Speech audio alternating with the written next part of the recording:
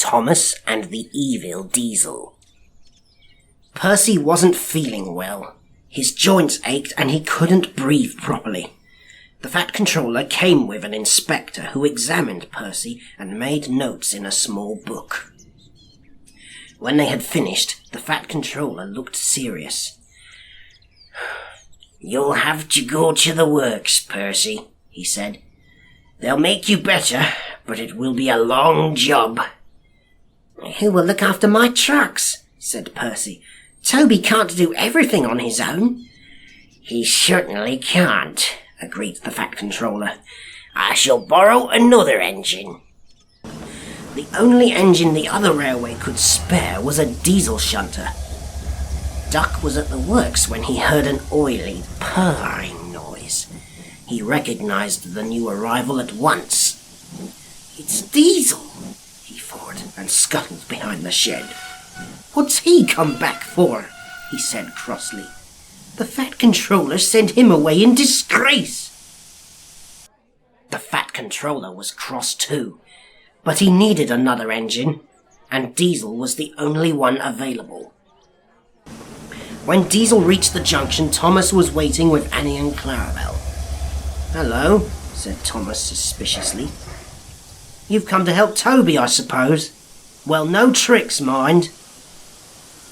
Diesel looked pained. "Tricks? What, me?" he asked smoothly. "I'm just delighted to be of assistance to you really useful engines again." "Good," replied Thomas shortly. "I'll believe that when I see it." Diesel pulled some trucks carefully to Farquhar, where Toby met him. "Oh," he said, "it's you, is it? Well, do your shunting, please, and then take these stone trucks to the harbour." Thomas and Toby made it clear to Diesel that they would stand no nonsense. Diesel listened, purring quietly. "Yes, Thomas," he said smoothly. "I understand, Thomas. Of course, Thomas." The trucks knew that the Fat Controller had once sent Diesel away for troublemaking. "Let's have some fun," they sniggered. They teased Diesel and tried to annoy him, slipping their brakes on, accidentally on purpose. One morning they went too far. "Here's Evil Diesel," they whispered as he came into the yard. "Oily creature." "Yes, Thomas," they mimicked. "Of course, Thomas. Anything you say, Thomas." Diesel could stand no more. "Grrr!" he roared furiously. "I'll teach you." He gave the line of trucks a sharp push, shooting them fast into a siding.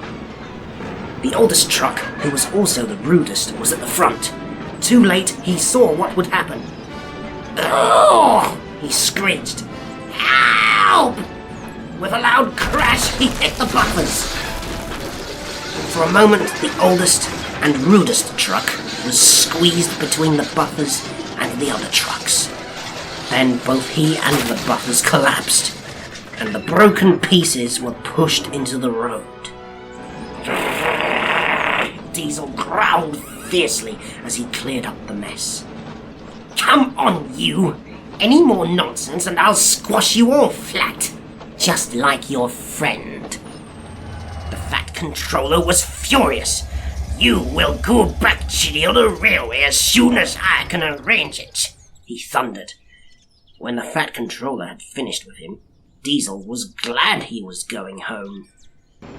A day or two later, Daisy was running downhill when she felt something warm and wet splashing her wheels.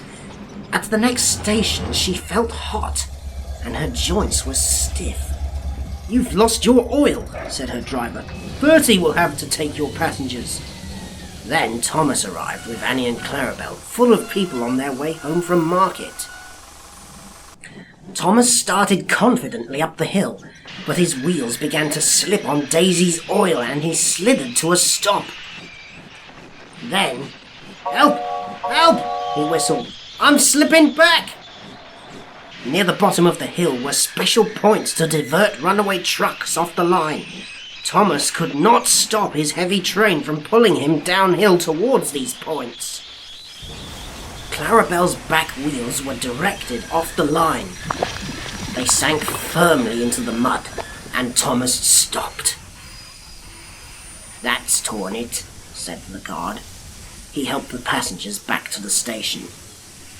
Diesel was waiting at the next station, pulling his last train before going home in disgrace. He sniggered slyly when he heard about Thomas. "Serves him right," he said. Then Diesel remembered that while Thomas was blocking the single line, he couldn't get past.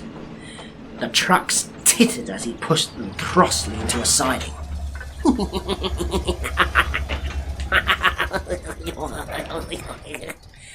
"Bother," thought Diesel. "I shall have to help or I can't go home." He set off to the rescue. At the oily place he stopped before creeping carefully forward until he could be coupled to Thomas. Meanwhile, workmen had put sleepers under Clarabelle to make a slope up to the line. Then they cleaned the oil off the rails and put dry sand on them. At last, everything was ready. Diesel dug his wheels into the sand and pulled.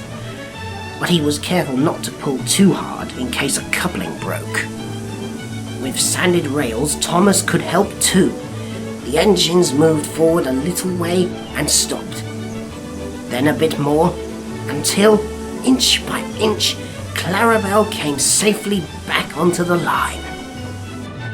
Clarabelle was unhurt, so they went back for the passengers. Then, using plenty of sand, both engines pulled the train up the hill. "Thank you, Diesel," said Clarabelle. "You were splendid." Diesel began to feel sorry that he was going home. Clarabelle asked the Fat Controller to forgive him, and now everyone hopes Diesel will come again.